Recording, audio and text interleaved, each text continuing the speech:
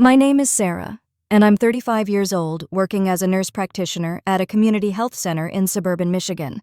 If there's one thing you should know about me, it's that for most of my life, I've been the one everyone could count on. The reliable daughter, the dependable sister, the aunt who never missed a recital or soccer game.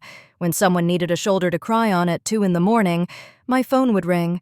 When someone's car broke down in the middle of nowhere, I'd be there with jumper cables and a warm smile. I was the family's emotional anchor, the one who held everything together with invisible threads of care and constant availability.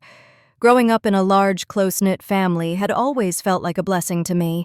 We were the kind of family that neighbors envied, with our boisterous Sunday dinners that spilled out onto the back porch, our matching Christmas sweaters that we actually wore without irony, and our group texts that pinged constantly with inside jokes and shared memories. My mother used to say that family was everything, that blood was thicker than water, and that no matter what happened in the outside world, we would always have each other. I believed her with the kind of blind faith that only comes from never having that belief tested. Our family home in Lansing was a sprawling colonial that had seen better days, with creaky floorboards that announced everyone's arrival and a kitchen that somehow always smelled like coffee and cinnamon. It was in that kitchen where I learned to bake my grandmother's famous apple pie, where I helped my younger sister Emma with her homework while our mother cooked dinner, where I sat with my father as he nursed his coffee and talked about his dreams for all of us kids. Those memories were golden, wrapped in the warm glow of belonging, and I carried them with me like talismans against the harder edges of adult life. But somewhere along the way, without me noticing at first, the dynamic began to shift. It wasn't dramatic or sudden, more like watching paint fade on a wall, so gradual that you don't realize how dull it's become until someone points it out. The first signs were small enough to dismiss, like when I organized a surprise party for my mother's 60th birthday, spending weeks coordinating with caterers, decorating the church hall, and making sure every distant cousin had their dietary restrictions accommodated, only to overhear my sister Emma telling someone that she had basically planned the whole thing while I was refilling the punch bowl in the kitchen. Or the time I took a week off work to help my brother Michael and his wife Jessica move into their new house, painting nursery walls and assembling furniture for the baby on the way, only to find out through social media that they'd had a housewarming party the following weekend that somehow slipped their minds to mention to me. "Oh, we figured you'd be tired from all the work," Jessica had said, with that particular smile that never quite reached her eyes. "We didn't want to bother you." These moments accumulated like small cuts, each one insignificant on its own, but collectively creating a pattern I couldn't ignore. Family group photos where I was always the one taking the picture. Holiday gift exchanges where my thoughtfully chosen presents were opened with polite smiles and quickly set aside, while everyone else's gifts sparked excitement and lengthy discussions. Conversations that seemed to naturally flow around me rather than through me, like I was a rock in a stream that everyone had learned to navigate without conscious thought. The realization that I had become the family's afterthought didn't hit me all at once. It crept up slowly, like the tide coming in, each wave of awareness pushing a little further up the shore of my consciousness. I started noticing how my opinions were solicited but never really heard, how my contributions were expected but never acknowledged, how my presence was assumed but never celebrated. I was like the foundation of a house, essential but invisible, only noticed if I failed to function as expected. Still, I continued showing up, continued giving, continued being the Sarah everyone could depend on. Maybe it was habit, maybe it was hope, or maybe it was just that I didn't know how to be anything else. I had built my identity around being needed, and even if that need had transformed into expectation and entitlement, it was still the only version of myself I knew how to be. The turning point came with my Uncle Robert's retirement party. Robert had spent 43 years working at the Ford plant in Dearborn, a steady, reliable man who took pride in never missing a shift and always having a thermos of black coffee and a ham sandwich in his lunch pail. He was one of the few family members who still seemed to see me as a person rather than a service provider. When he'd stop by the health center for his checkups, he'd always ask about my work with genuine interest, remembering the names of colleagues I'd mentioned and following up on cases I'd told him about. When my Aunt Linda sent out the invitation for his retirement celebration at the local Eagles Club, I immediately cleared my schedule. This wasn't just another family obligation. This was something I wanted to do. I even reached out to Linda to offer help with the planning, and when she mentioned they were struggling with the deposit for the hall and catering, I quietly wrote a check for $1,500 without being asked twice. "You're such a blessing, Sarah," Linda had said on the phone, her voice warm with what I thought was genuine gratitude. "I don't know what we'd do without you." The night of the party, I arrived early, my car loaded with the centerpieces I'd spent the previous evening assembling, each one featuring miniature tools and car parts spray-painted gold, a nod to Robert's decades of factory work. I helped string lights across the hall, arranged the photo display chronicling Robert's career, and made sure the playlist included all his favorite Motown hits. When Robert arrived, genuinely surprised despite Linda's terrible poker face, he pulled me into a bear hug that smelled of Old Spice and motor oil. "Sarah, girl, you didn't have to do all this," he said, his eyes misty behind his thick glasses. "Of course I did," I replied, meaning every word. "You deserve to be celebrated." For a few hours, everything felt right. The hall was full of laughter, storytelling, and the kind of easy affection that had made me fall in love with my family in the first place. Robert's former colleagues shared embarrassing stories about his rookie years. My cousins performed an impromptu and slightly off-key rendition of "My Girl," and even my usually reserved father gave a touching speech about what Robert had meant to our family. I was standing near the dessert table, admiring the cake decorated to look like a classic Ford truck, when I overheard my cousin Patricia talking to my sister Emma. "The decorations are gorgeous," Patricia was saying. "Linda really outdid herself."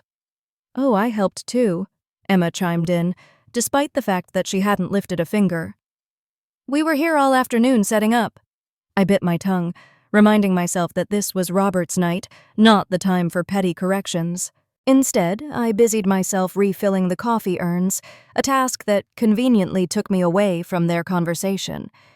But as I worked, I couldn't shake the familiar feeling of invisibility that had become my constant companion at family gatherings. Later in the evening, as things were winding down and people were starting to gather their coats, I found myself in conversation with Patricia, Emma, and Aunt Linda near the gift table. We were discussing upcoming family events, the usual calendar coordination that happened whenever more than 3 relatives were in the same room. "Oh, speaking of which," I said, turning to Patricia with a smile, "I'm planning to bring my famous 7-layer dip to the family picnic tomorrow. What time should I arrive? I want to make sure it stays fresh." The sudden silence was like a record scratch in a movie. Patricia's face went through several expressions in rapid succession: confusion, realization, and then something that looked uncomfortably like pity. Emma suddenly found the pattern on the tablecloth fascinating, tracing invisible designs with her finger. "Oh, honey," Patricia finally said, her voice taking on that fake sympathetic tone I recognized from when she'd told me my high school boyfriend was cheating on me. "You weren't on the list for tomorrow." I felt my smile freeze on my face, becoming something painful and unnatural.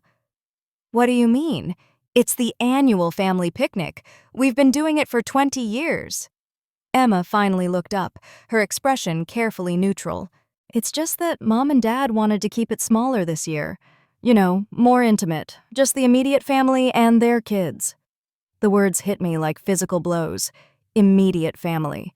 As if I hadn't been changing their children's diapers, attending every school play, and hosting holiday dinners when they were too overwhelmed. As if my presence at family events was somehow diluting rather than enriching the experience. But I started, then stopped. What was I going to say? That I'd been looking forward to it for weeks? That I'd already bought ingredients for not just the 7-layer dip, but also the fruit salad that everyone always requested? That I'd arranged my work schedule specifically to have the day free? Aunt Linda, perhaps sensing the awkwardness, decided to make things worse in that special way only family can. "Oh, let me show you the pictures from the planning meeting," she said, pulling out her phone with enthusiasm that seemed almost cruel. We had such a good time organizing everything. I wanted to tell her no, wanted to walk away, but I stood frozen as she scrolled through photo after photo. There was my mother, laughing as she wrote on a whiteboard, my brother Michael, gesturing animatedly about something, Emma's kids playing under a table while the adults planned. My aunts and uncles, cousins, and their spouses all gathered in Patricia's living room, planning an event that everyone but me had been invited to. "Isn't that cute?" Linda continued, oblivious to or perhaps enjoying my discomfort. Little Tyler insisted on being the official taste tester for the menu planning. I managed a nod, my throat tight with something that wasn't quite sadness anymore. It was sharper than that. Cleaner, like the moment when a bone breaks and there's that split second of clarity before the pain sets in. "That's lovely," I heard myself say, my voice surprisingly steady. "I'm sure it'll be a beautiful event." I excused myself then, claiming I needed to use the restroom, but instead I stepped outside into the parking lot. The cool Michigan evening air hit my face, and I took several deep breaths, trying to process what had just happened. But the real kicker, the thing that transformed hurt into something closer to anger, came when I checked my phone and saw the credit card alert from earlier that week. The charge was from the County Parks Department for the shelter rental at Kensington Metro Park. I had booked it 3 months ago when Linda had called me in a panic. "Sarah, honey, you're so good with these things," she'd said. "Could you handle the reservation? You know how confused I get with online forms, and they need someone with a good credit history to hold the date." I had done it without thinking, the way I did everything for my family, automatically, and without expectation of thanks. The confirmation email was still in my inbox, listing me as the primary contact for the Richardson family annual picnic. The picnic I wasn't invited to. The picnic taking place in a shelter I had reserved and paid for. Standing in that parking lot, listening to the muffled sounds of the party continuing without me, something fundamental shifted inside me. It wasn't explosive or dramatic. It was quiet, like a door closing softly but firmly. I'd spent so many years bending myself into whatever shape my family needed me to be, pouring myself out like water to fill their various containers, that I had never stopped to ask what shape I wanted to take on my own. I went back inside. But I was different. I helped clean up, smiled at the right moments, hugged Robert goodbye, and told him how happy I was for him. All of it was genuine, but it was also final in a way no one else could detect. As I loaded the leftover centerpieces into my car, I made a decision that felt both terrifying and liberating. I drove home in silence, not even turning on the radio. My small apartment in East Lansing had never felt more welcoming, with its spaces that were entirely mine, decorated according to my taste, filled with the quiet peace of solitude. I poured myself a glass of wine, opened my laptop, and navigated to the Parks Department website. The cancellation process was simpler than I expected. A few clicks, a confirmation prompt warning me that the deposit was non-refundable if canceled within 48 hours of the event. I clicked Confirm Cancellation without hesitation. The system processed for a moment, then displayed a cheerful message. "Your reservation has been canceled. Thank you for using Livingston County Parks and Recreation." I closed the laptop and finished my wine, feeling oddly peaceful. Then I turned off my phone and went to bed, sleeping more soundly than I had in months. The next morning, I woke naturally, without an alarm, and made myself an elaborate breakfast. The kind I never had time for when I was rushing to help with someone else's crisis. French toast with real maple syrup, fresh fruit, good coffee, and my favorite mug. I ate slowly, savoring each bite, and didn't turn on my phone until nearly noon. The avalanche of notifications was exactly what I expected. Missed calls, voicemails, text messages, each more frantic than the last. I scrolled through them with the kind of detached curiosity usually reserved for watching nature documentaries about predators and prey. The first voicemail was from Linda, her voice high and confused. "Sarah, sweetie, there seems to be some kind of mix-up with the park reservation. They're saying we don't have the shelter? Can you call them and sort this out? You're so good with these things." The second was from my mother, her tone shifting from confusion to irritation. "Sarah Elizabeth, the park ranger is here saying we can't set up. He says someone canceled our reservation. This is ridiculous. Call me immediately." The third, from Emma, didn't bother with pleasantries. "Real mature, Sarah. Mom's crying, the kids are disappointed, and everyone's standing around in a parking lot. I hope you're happy." The texts followed a similar progression from confusion to anger to accusation. Photos started coming through around 2 in the afternoon, my nephew standing next to a locked shelter, cars crowded into a too small parking area, people sitting on tailgates looking frustrated, the careful planning, the coordinated potluck dishes, the games and activities, all derailed by the simple absence of the reserved space they'd taken for granted. The most interesting message came from my brother Michael. Just 2 words. Well played. I didn't respond to any of them. Instead, I did something I hadn't done in years. I spent the entire day doing exactly what I wanted. I read a book that had been sitting on my nightstand for months. I took a long bath with expensive bath salts I'd been saving for a special occasion. I ordered Thai food from my favorite restaurant and ate it straight from the containers while watching a movie that no one else in my family would have enjoyed. As evening fell, the messages shifted tone. Some family members were trying to guilt me. Grandma Jean was so looking forward to seeing everyone together. Others went for manipulation. We're worried about you. This isn't like you. A few tried bargaining. If you could just explain why you did this, we could work it out. But I noticed what was missing from every single message. Not one person asked if I was okay. Not one person acknowledged that excluding me might have been hurtful. Not one person took responsibility or offered an apology. The entire focus was on what I had done to them, not what they had done to me. Around 8 that evening, as I was debating whether to order dessert from the Thai place, my doorbell rang. I checked the peephole and saw my Uncle Robert standing on my doorstep, still wearing the golf shirt and khakis that were his weekend uniform. I opened the door, but didn't invite him in. "Uncle Robert?" "Sarah."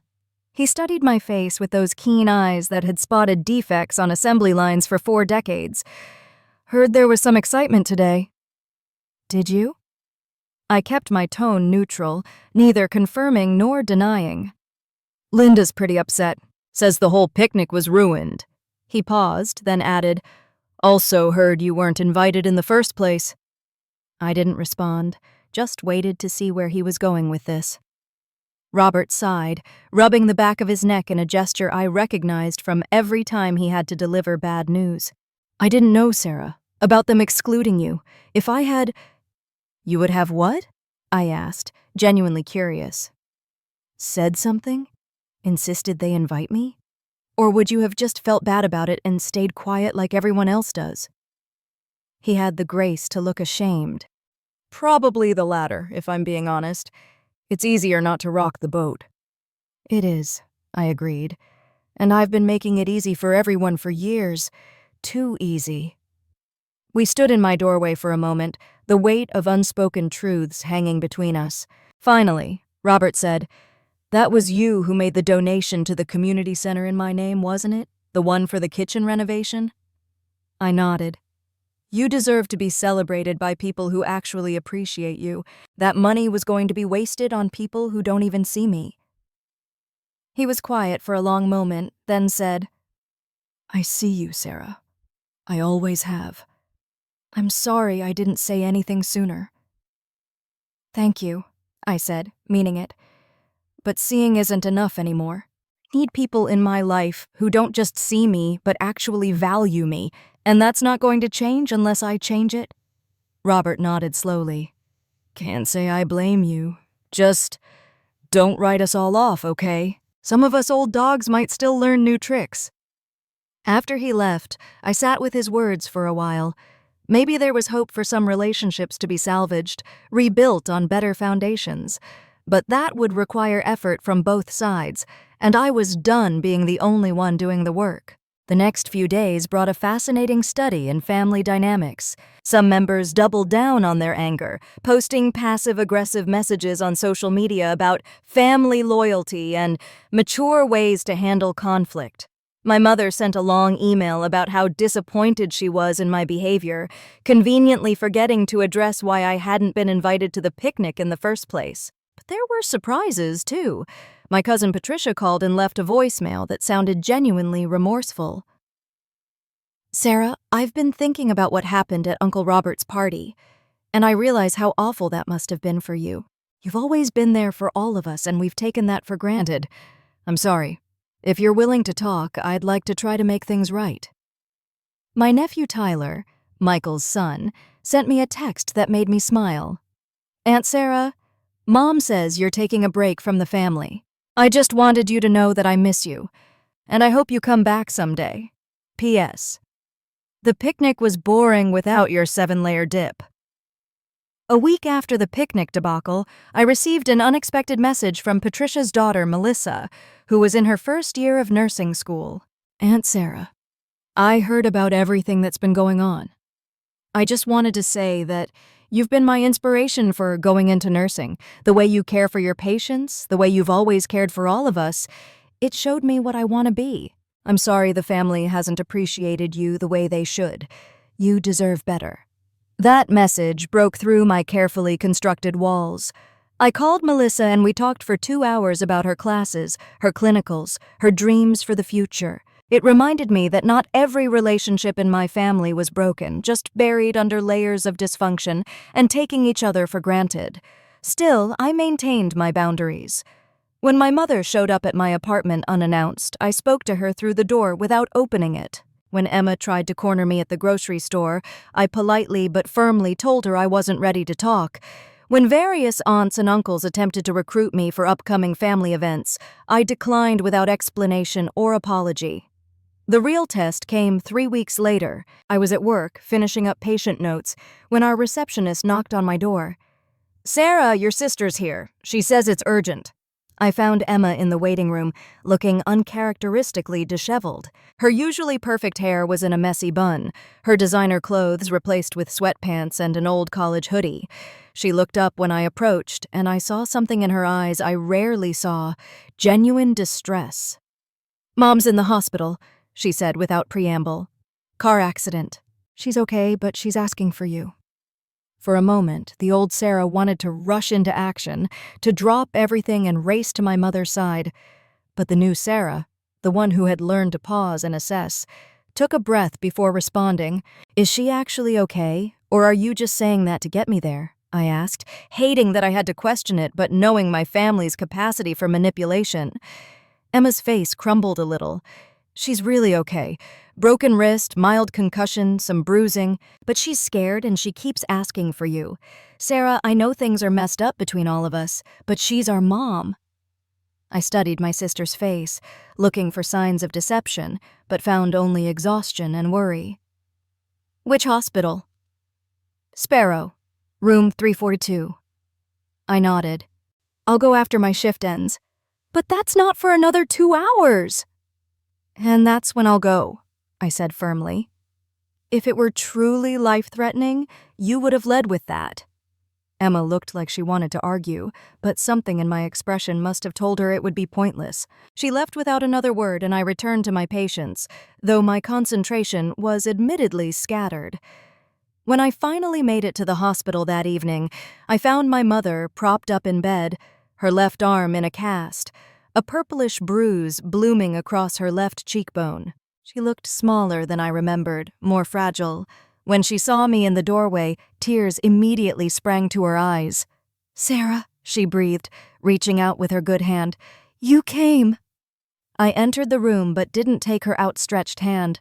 Instead, I sat in the visitor's chair, maintaining a careful distance. "Emma said you were asking for me." I am." She lowered her hand slowly, seeming to understand that things had changed. "I've been doing a lot of thinking since the picnic." I waited, not making it easier for her. I'd spent too many years smoothing over awkward moments, filling silences, making everyone comfortable but myself. "The doctor said I was lucky," she continued. "The other driver ran a red light, a few seconds difference, and..." She trailed off, then seemed to gather herself. "When they were putting me in the ambulance, all I could think about was that I might die. And the last real conversation we had was me scolding you for canceling that reservation." "Mom," I started, but she held up her good hand. "Please, let me finish. I need to say this." She took a shaky breath. "You were right. We've been terrible to you. Not in obvious ways, maybe, but in all the ways that matter. We've treated you like hired help that we don't even have to pay. Expected you to always be there, always be giving, always be understanding, without ever giving anything back."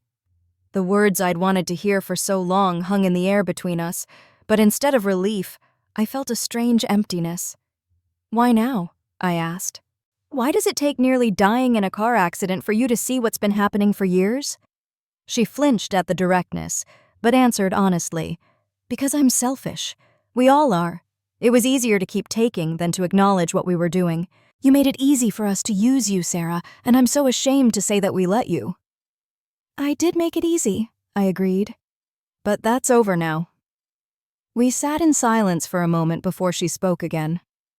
"Your father and we always knew you were special.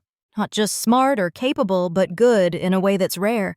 When you were little, you'd give away your Halloween candy to kids who didn't have as much. You'd volunteer to help your teachers clean the classroom. You were just good. And somewhere along the way, I think we started seeing that goodness as something we were entitled to, instead of the gift it was." I felt tears prick at my eyes, but blinked them back. "I'm tired of being good, Mom. I'm tired of being the one who never says no, never complains, never asks for anything. I want to be seen as a whole person, not just a resource." "You're right. You're absolutely right." She was crying now, not the manipulative tears I'd seen her deploy before, but genuine emotion.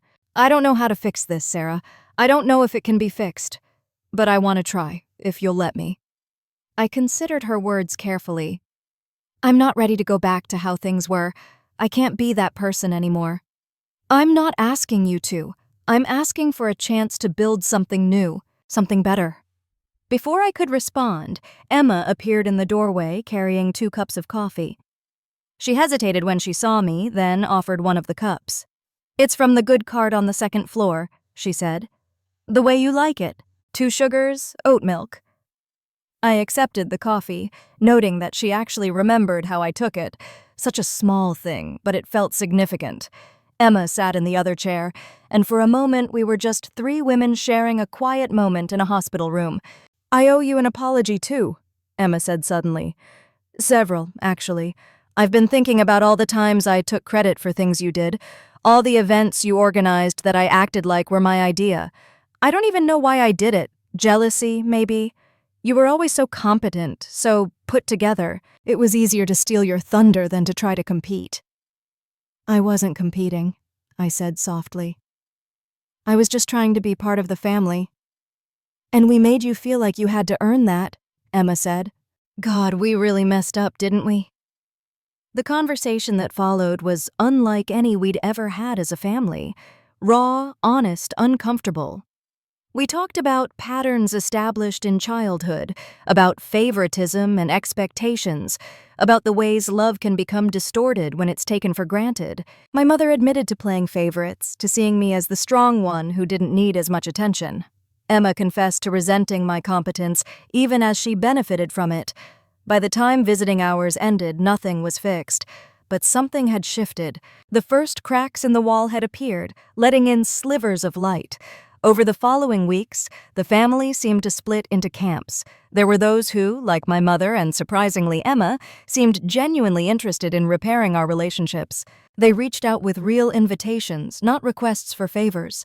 They asked about my life, my work, my interests, and actually listened to the answers.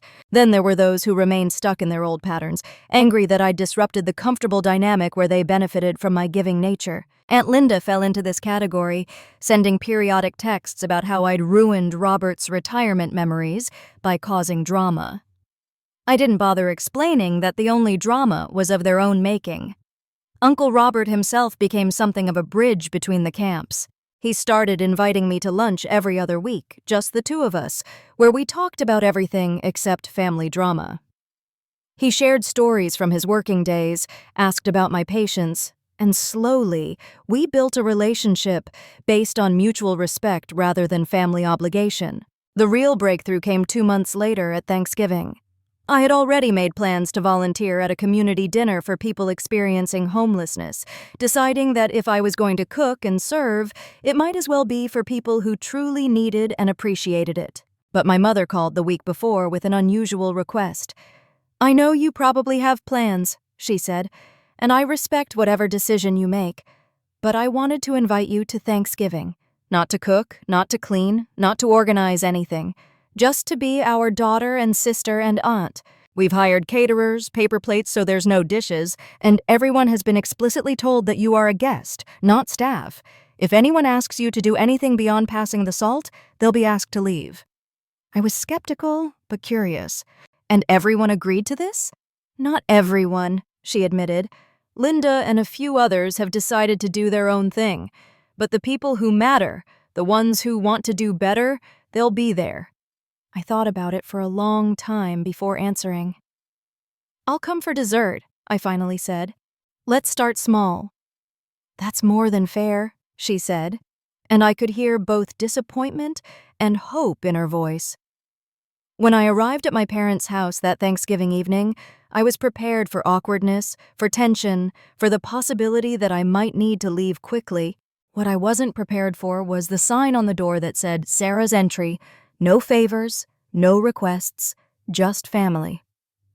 Inside, I found a smaller gathering than usual, but the energy was different, calmer, more intentional.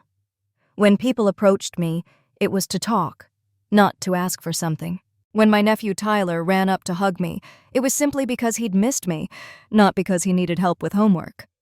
When Emma offered me a plate of dessert, it was actually dessert, not a pile of dishes to wash.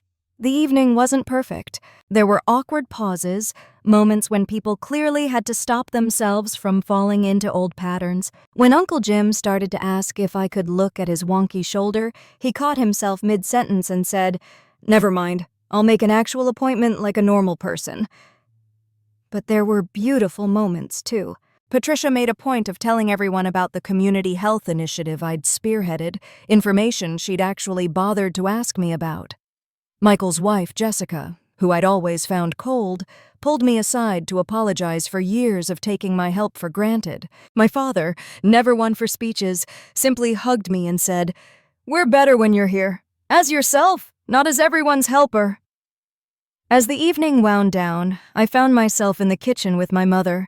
Not cleaning, just talking over coffee while the hired help dealt with the mess. It was surreal and lovely. "This must have cost a fortune," I said, gesturing to the catering staff. "Less than what you've spent over the years doing everything for free," she replied. We actually sat down and calculated it. The groceries, the decorations, the deposits, the gas money, the time. "You've given us thousands of dollars and countless hours over the years. The least we can do is hire help for one holiday." "I never kept track," I said, though that wasn't entirely true. Somewhere in the back of my mind, I'd always been aware of the imbalance. "That's because you gave from love," she said, "and we took because we could. But that's changing. It has to change." Before I left that night, Emma pulled me aside. "I know we have a long way to go," she said, "but I want you to know that I see it now. All of it. The way you held us together, the way we let you burn yourself out for our benefit. I'm in therapy, actually, trying to understand why I felt so threatened by your competence that I had to diminish it." "That's... wow," I said, genuinely surprised. Emma had always been too proud to admit she needed help with anything. "Yeah, well, when your therapist points out that you've been emotionally vampiring off your sister for 30 years, it's kind of a wake-up call," she said with a rueful smile. "I'm working on it. We all are in our own ways." As I drove home that night, I reflected on how different this Thanksgiving had been from all the others. Usually I'd be exhausted, stressed, and somehow still feeling unappreciated despite having cooked for 12 hours. This time, I felt hopeful. Not naive hope, but the cautious optimism that comes from seeing real change, however small. The journey wasn't smooth or linear. There were setbacks, moments when family members slipped into old patterns, like when my cousin Anthony called asking if I could pet sit for a week, then got offended when I quoted him my professional pet-sitting rates. Or when Aunt Linda tried to guilt me into organizing the church fundraiser because you're so good at these things. But there were victories, too. My mother started asking for my opinion and actually listening to the answer. Emma began giving me credit publicly for things I'd done, even retroactively correcting stories she'd told. Patricia and I developed a genuine friendship based on shared interests rather than family obligation. Uncle Robert became one of my closest confidants, our bi-weekly lunches a source of real joy. The most significant change came 6 months after that Thanksgiving. The family was planning a reunion, a big multi-day event at a resort in Traverse City. In the past, I would have been the default organizer, handling everything from room assignments to activity planning while also footing a significant portion of the bill. This time, when the planning committee formed, my name wasn't on it. At first, I felt a familiar sting of exclusion. Then Emma called. "We didn't put you on the committee because we wanted you to actually enjoy the reunion," she explained. "But we'd love your input if you're willing to give it. Paid consultant rates, of course."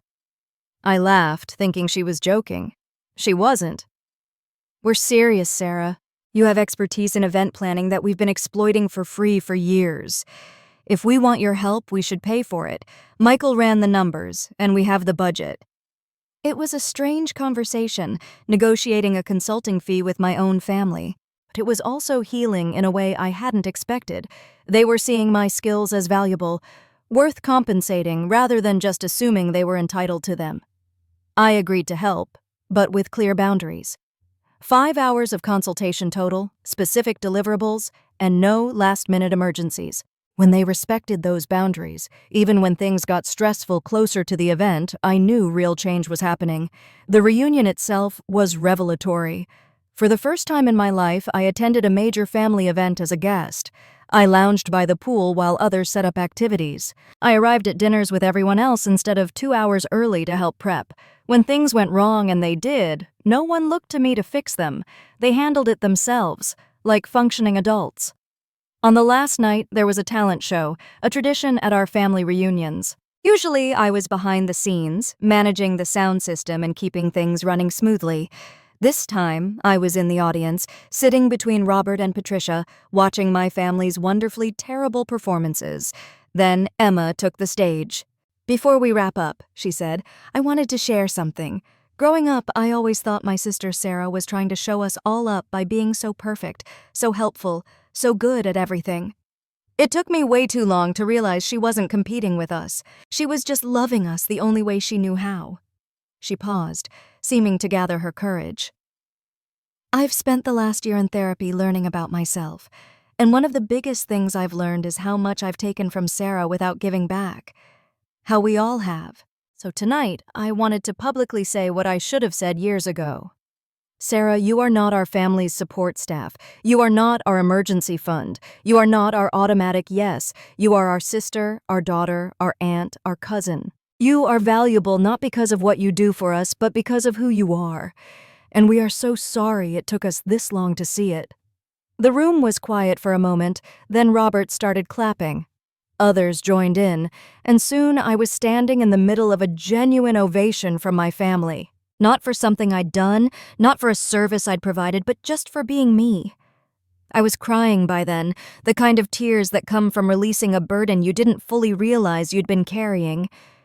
Emma came off the stage and hugged me, really hugged me, and whispered, "I love you, sis. The real you, not the version we created to serve our needs." That night marked a turning point. Not because everything was suddenly perfect, but because it was the first time I truly felt like a member of my family rather than its staff. The relationships that survived the recalibration were stronger for having been tested and rebuilt. Those that didn't survive? Well, I'd learned that not all family connections are worth preserving if they only exist to drain you. A year after I'd canceled that picnic reservation, I hosted my first family gathering in my small apartment. It was intimate, just 8 people, the ones who'd done the work to repair our relationships. I cooked because I wanted to, not because it was expected. People brought dishes to share, not because I'd assigned them, but because they wanted to contribute. When dinner was over, everyone helped clean up without being asked. As we sat in my living room afterward, sharing coffee and conversation, my mother said, "This is nice. Smaller than our usual gatherings, but nice." "Quality over quantity," Robert added, winking at me. Emma, curled up on my couch with her shoes off, something the old Emma would never have done, said, "I actually prefer it this way. It feels more real." And that was the word for it. Real. For the first time in my adult life, my relationships with my family felt real. Not based on what I could do for them, not dependent on my willingness to give endlessly without receiving, but built on mutual respect and genuine affection. The Sarah who had stood in that parking lot a year ago, phone in hand, about to cancel a reservation for a picnic she wasn't invited to, would barely recognize this scene. That Sarah had been running on empty, pouring from a well that was never refilled, convinced that her worth was tied to her usefulness. This Sarah, the one laughing at Robert's terrible jokes and accepting a genuine compliment from Emma about her apartment decor, had learned the most important lesson of her life. Love that only flows one direction isn't love at all. It's exploitation wearing a familiar face. I still work at the community health center, still care deeply about helping others. That's who I am at my core. But now I know the difference between giving from abundance and giving from emptiness. I know that saying no to preserve my well-being isn't selfish, it's necessary. I know that real family, whether biological or chosen, doesn't keep score but also doesn't keep taking. Most importantly, I know that walking away from toxic dynamics isn't giving up. Sometimes it's the most loving thing you can do, for yourself and for them. Because it forces everyone to confront the truth of their relationships, to decide if they're worth rebuilding on better foundations, or if they were only ever held together by one person's sacrifice. As my guests prepared to leave that night, helping each other with coats and making plans for the next gathering, I felt a contentment I'd never experienced at family events before. Not the exhausted satisfaction of duty fulfilled, but the warm glow of genuine connection. Patricia hugged me at the door and said, "Thank you for not giving up on us entirely. I know we didn't deserve the second chance." "Everyone deserves a chance to grow," I replied, "including me."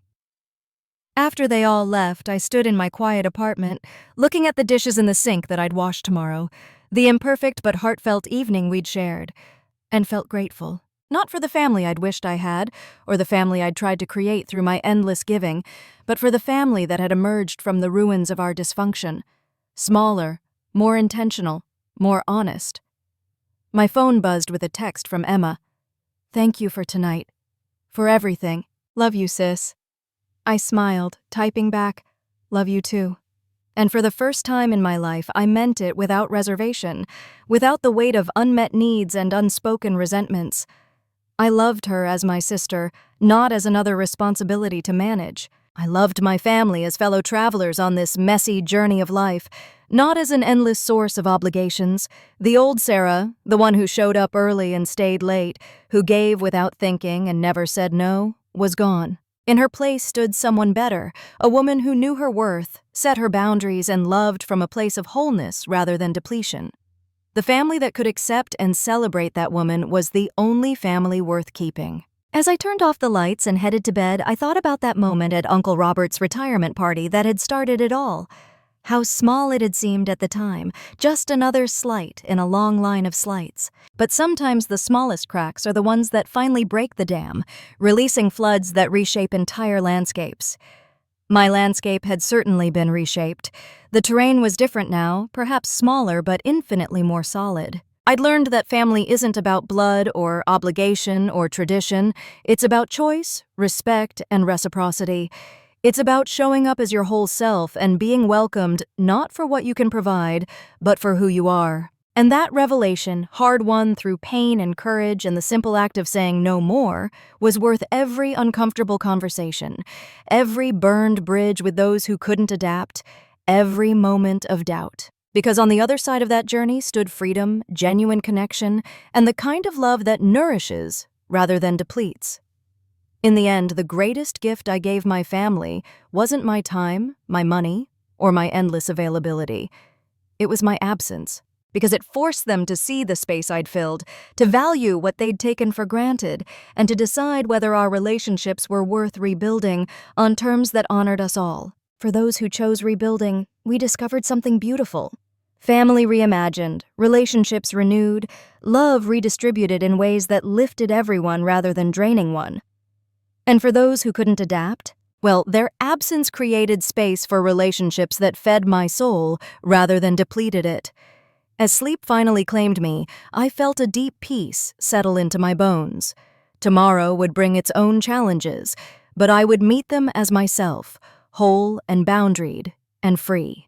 The family I'd lost by standing up for myself was nothing compared to the self I'd found in the process. And that self, the real Sarah who existed beyond others' expectations and needs, was someone I was proud to be. The story could end there, with neat lessons learned and relationships either mended or released. But life, unlike stories, doesn't tie up so neatly. There were still moments of challenge, times when the old patterns tried to reassert themselves like weeds pushing through concrete. Like when my father had a health scare 6 months later, and my first instinct was to drop everything and move back home to care for him. The old Sarah would have done it without question, but the new Sarah asked harder questions. What did he actually need? What could I sustainably provide? What were others willing to contribute? In the end, we developed a care plan that distributed responsibilities fairly, with me contributing in ways that honored both my expertise as a healthcare provider and my boundaries as a daughter. Or when Emma's marriage hit a rough patch and she called me crying at midnight. Instead of becoming her unpaid therapist, I listened with compassion but encouraged her to seek professional help. When she initially bristled at this boundary, I held firm, and eventually she thanked me for pushing her toward the help she really needed, rather than enabling her to avoid it. These moments of testing taught me that boundaries aren't walls you build once, they're gardens you tend daily. Sometimes they need reinforcement, sometimes they need adjustment, but always they need attention and care. The most profound test came when Aunt Linda, one of the relatives who had remained angry about my boundary setting, was diagnosed with cancer. The family rallied, as families do in crisis, and there was tremendous pressure for me to resume my old role as coordinator and caretaker. I struggled with this deeply. How do you maintain boundaries with someone facing mortality? How do you balance self-preservation with compassion? The answer, I found, lay in being honest about what I could and couldn't give. I visited Linda in the hospital, contributed to her care fund, and offered specific, bounded support. But I didn't become the default organizer of her care schedule or the primary emotional support for the entire extended family. To my surprise, Linda herself seemed to understand. During one of our visits, when we were alone, she said, "I was angry at you for a long time. Thought you were being selfish and dramatic. But watching everyone step up now, seeing how capable they all are when they have to be, maybe you did us a favor by stopping all that enabling." It wasn't quite an apology, but it was an acknowledgement, and sometimes that's enough. As I write this, 3 years have passed since that night I canceled the picnic reservation. My life looks radically different now. My circle is smaller but richer. My time is my own to give or protect as I choose. My relationships are based on mutual respect and genuine affection rather than obligation and extraction. I still host family dinners, but they're joyful events where everyone contributes and no one person carries the burden. I still help when help is needed, but it's offered freely rather than assumed automatically. I still love my family, but it's a love that includes myself in its circle of care. The journey from being the family doormat to being a respected family member wasn't easy or painless. It cost me relationships with those who couldn't accept me as anything other than a service provider. It required me to face uncomfortable truths about my own participation in unhealthy dynamics. It demanded courage I didn't know I had and strength I had to build one boundary at a time. But what I gained was worth every moment of discomfort: authenticity, self-respect, and relationships that nourish rather than deplete.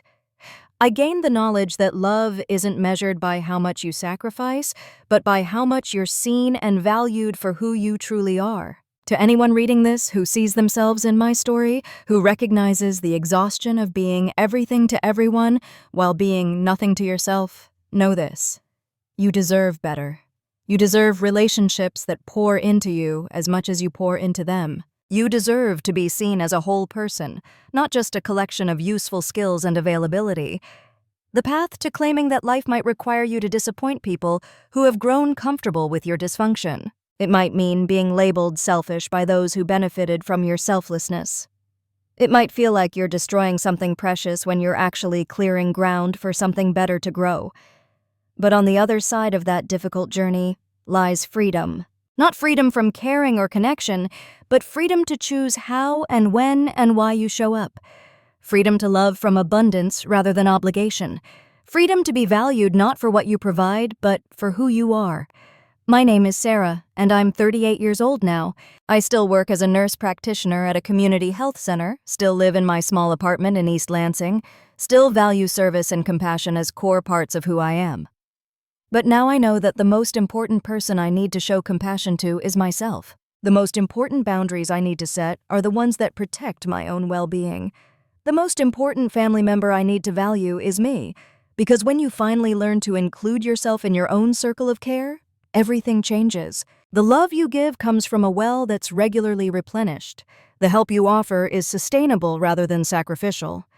The relationships you maintain are those that honor the fullness of who you are. And that fullness, that wholeness, that complete person who exists beyond others' needs and expectations, she's worth every difficult conversation, every moment of guilt, every relationship that couldn't survive the transition. She's worth the journey from doormat to valued family member, from giver to participant, from shadow to fully realized person.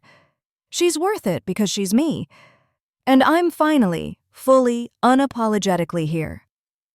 Looking back now, I can trace the roots of my people-pleasing nature to my childhood. I was the middle child of 3, sandwiched between my older brother Michael and younger sister Emma. In the ecosystem of our family, Michael was the achiever. The one who brought home trophies and straight A's, whose accomplishments decorated our refrigerator and filled our parents' conversations with pride. Emma was the baby, the charmer who could do no wrong, whose tears could redirect any situation, and whose laughter was the soundtrack of our home. And me? I became the helper, the one who noticed when Mom was overwhelmed and quietly started doing dishes without being asked. I was 7 years old when I first realized that being useful meant being seen, even if that visibility was fleeting. When I helped fold laundry, my mother would pat my head and call me her little assistant. When I entertained Emma so my parents could have a moment of peace, my father would smile and say I was such a good sister. These moments of recognition became my drug of choice. In a family where attention was currency and everyone else seemed to have trust funds, I learned to earn my keep through service. By the time I was in high school, the pattern was so deeply entrenched that it felt like DNA. I was the designated driver for my friends, the note-taker for classmates who skipped, the one who stayed late to help teachers grade papers. My guidance counselor once pulled me aside senior year and said, "Sarah, you need to be careful. Your college essays are all about what you've done for others. Who are you when you're not helping someone?" I didn't know how to answer her then. The question felt like asking who I was when I wasn't breathing. Nursing school felt like a natural progression, a way to professionalize my compulsion to care for others, and I was good at it, finding genuine fulfillment in the work. But even there, I was the student who organized study groups, brought extra supplies for classmates who forgot, and volunteered for every thankless task. My professors praised my dedication, but one elderly instructor saw through it. "Compassion fatigue doesn't just happen with patients," she told me after watching me coordinate yet another group project where I did 90% of the work. "It happens when you pour yourself out without ever filling back up. A nurse who doesn't know how to receive care can't sustainably give it." I nodded and smiled and ignored her warning, because I was young and inexhaustible and convinced that being needed was the same as being loved. It would take another decade and a half for her words to finally penetrate the armor of my constructed identity. The patterns I'd established in childhood simply expanded in adulthood, where once I'd been the child who noticed Mom needed help, I became the adult who somehow always knew when someone was moving, needed a ride to the airport, or could use an extra pair of hands. My phone became a hotline for family crises, small and large. My calendar filled with other people's priorities. My bank account drained into other people's emergencies. I remember the exact moment I first felt the weight of it. I was 28, sitting in my car outside a cousin's house where I'd just spent 6 hours helping her prepare for her daughter's birthday party. As I drove away, I realized she'd never once asked about my life, my job, my recent breakup with a man who'd told me I was too available to everyone but him. I sat at a red light and tried to remember the last time a family member had asked me how I was doing and actually waited for the answer. I couldn't, but recognition and change are different animals. I saw the pattern but felt powerless to break it. Every time I considered saying no to a request, guilt would flood my system like a toxin. The thought of disappointing someone, of not being the Sarah they'd come to expect, felt like contemplating cutting off a limb. So I continued, growing more depleted with each passing year, convincing myself that exhaustion was evidence of love. The funny thing about being the family caretaker is that it becomes your entire identity. I didn't know how to show up to gatherings without a casserole dish or an offer to help. I didn't know how to have conversations that didn't revolve around solving someone else's problems. I had become a human utility, and the worst part was that I'd installed the programming myself. Friends outside the family would sometimes point out the imbalance. "Why are you always the one organizing everything?" they'd ask. Or, "When was the last time your sister did something for you?" But I had a ready arsenal of excuses. That's just how families work. They'd do the same for me if I needed it. I don't mind, really. That last one was the biggest lie. I did mind. I minded deeply. But minding felt like betrayal, like admitting that the foundation I'd built my identity on was made of sand. So I buried the resentment deep, where it festered and grew, poisoning me from the inside while I smiled and served on the outside. The physical cost came first, chronic headaches that no amount of ibuprofen could touch.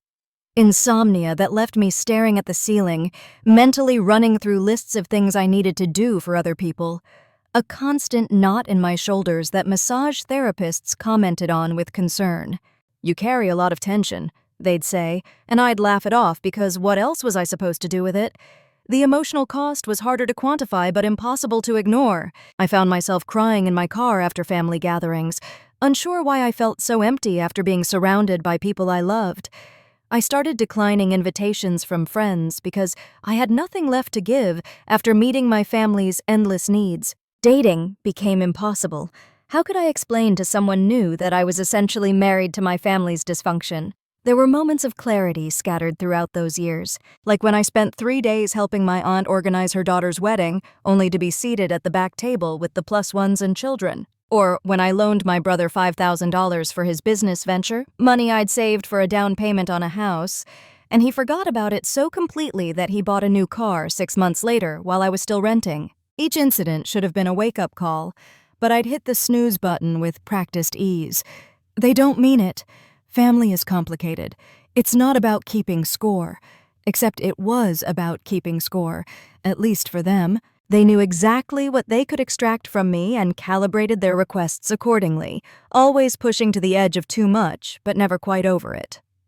The therapist I finally started seeing called it learned helplessness, which felt ironic since I was the one helping everyone else.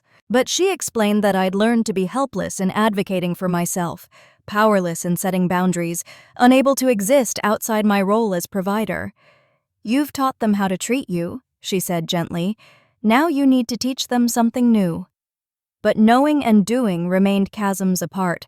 I'd leave therapy sessions fired up about setting boundaries, then crumble the moment my mother's number appeared on my phone. I'd practice saying no in the mirror, then say yes the instant someone deployed the familiar guilt triggers. "We're counting on you. No one else can do it like you." Family helps family. The accumulation of resentment was like gaining weight, so gradual you don't notice until suddenly your clothes don't fit. Except instead of pounds, I was accumulating anger, hurt, and a bone-deep exhaustion that sleep couldn't cure. I started fantasizing about disappearing, moving to a city where no one knew me, where I could discover who I was without the suffocating blanket of family expectations. It took Uncle Robert's retirement party to finally light the match that had been waiting to burn. All those years of swallowed hurt, dismissed feelings, and ignored needs had created a perfect kindling. When Patricia said those words, "You weren't on the list," it wasn't just about one picnic. It was about every list I'd been left off, every consideration I'd been denied, every moment I'd been visible only for what I could provide and invisible for who I was. The decision to cancel that picnic reservation was the first time in my adult life that I'd chosen myself over my family's convenience. As my finger hovered over the cancellation button, I felt 30 years of conditioning screaming at me to stop. But beneath that noise was something quieter but stronger. The voice of that 7-year-old girl who'd learned that love meant service, finally ready to learn something new. What followed wasn't just a reckoning for my family, it was a reckoning for me. Every angry voicemail forced me to confront how much I'd enabled their behavior. Every guilt trip made me examine why I was so susceptible to manipulation. Every accusation of selfishness made me question why self-care felt so foreign, so wrong, so revolutionary. The months after were an education in who I was when I wasn't in service to others. I discovered I liked reading for pleasure, not just self-help books about being a better caregiver. I learned I enjoyed cooking when it was for myself, experimenting with recipes no one else would appreciate. I found out that my ideal weekend involved solitude and rest, not a packed schedule of other people's needs. These discoveries felt like meeting myself for the first time. At 35, I was finally asking the question my guidance counselor had posed nearly 2 decades earlier. Who was I when I wasn't helping someone? The answer, sometime my mother, they showed me that family could mean something different than what I'd always known, that love could exist without exploitation, that belonging didn't require self-erasure. The ripple effects extended beyond family. As I learned to set boundaries with relatives, I found myself applying those skills everywhere. At work, I stopped volunteering for every committee and thankless task. With friends, I began relationships that felt balanced rather than one-sided. In dating, I looked for partners who were interested in knowing me, not just benefiting from my caretaking nature. Each boundary set, each no spoken, each choice made in favor of my own well-being felt like physical therapy for an atrophied muscle. It was painful and difficult, and sometimes I wanted to quit, to return to the familiar exhaustion of overgiving. But the glimpses of health, of what life could be like when I included myself in my own care, kept me going. 3 years later, I can barely recognize the woman who stood in that parking lot, wrestling with whether to cancel a reservation for a picnic she'd paid for but wasn't invited to. That woman was running on empty, convinced that love meant pouring herself out until nothing remained. She believed that her worth was inextricably tied to her usefulness, that being needed was the highest form of being valued. This woman, the one I am now, knows better. She knows that love multiplies when it flows in all directions, including inward. She knows that boundaries aren't walls but bridges to healthier connection. She knows that saying no to what depletes her means saying yes to what sustains her. She knows that being a whole person is more valuable than being useful. The journey from there to here wasn't linear or easy. There were setbacks and relapses, moments when old patterns reasserted themselves with surprising force. There were holidays that felt lonely and birthdays that passed quietly as I learned to exist outside the chaos of constant family drama. There were therapy sessions where I ugly cried about guilt and others where I raged about years of being taken for granted. But there were also moments of profound joy. The first time I spent an entire weekend doing absolutely nothing productive and felt peace instead of guilt. The first family gathering where I showed up as a guest and left feeling energized rather than drained. The first time someone in my family asked for my help and accepted my no with grace and understanding. These moments accumulated like deposits in an emotional bank account, slowly building a reserve of self-worth that wasn't dependent on external validation. I began to understand that the love I'd been seeking through service had always been available through simply existing. That the belonging I'd tried to earn was my birthright, not something to be purchased with exhaustion. The most profound shift was in how I understood love itself. I'd grown up believing that love meant sacrifice, that the more you gave up, the more you cared. But real love, I learned, is sustainable. It doesn't require one person to be depleted for others to be full. It doesn't demand that anyone disappear so others can shine. It creates space for everyone to be whole. My name is Sarah, and I'm 38 years old now. I work as a nurse practitioner, caring for others from a place of abundance rather than depletion. I have a family I love, some biological and some chosen, all of whom see and value me as a complete person. I have boundaries that protect my energy and enable me to give sustainably. I have a self that exists independent of others' needs, vibrant and whole, and finally, fully visible. The girl who learned that love meant service still lives within me. Sometimes I feel her stirring when guilt tries to erode my boundaries, or when the old urge to overgive resurfaces. But now she's not running the show. Now she's held by the woman I've become, the one who knows that the greatest service we can offer the world is to model what it looks like to honor ourselves while loving others. To those who recognize themselves in my story, who feel the exhaustion of being everything to everyone while being nothing to themselves, I offer this. Your worth is not measured in your usefulness. Your value doesn't decrease when you say no. Your love isn't proven through depletion. You deserve relationships that pour into you as much as you pour out. You deserve to be seen, heard, and valued for who you are, not just what you provide. The path to claiming that life requires courage, the kind that feels impossible when you've spent years believing that your needs matter less than everyone else's. But on the other side of that courage lies freedom. Not freedom from caring or connection, but freedom to love from wholeness. Freedom to give from abundance, freedom to belong without disappearing, and that freedom? It's worth every difficult conversation, every relationship that couldn't survive your evolution, every moment of guilt you have to breathe through as you learn to choose yourself. Because when you finally understand that including yourself in your own circle of care isn't selfish but necessary, everything changes. The love you give becomes a gift rather than a tax.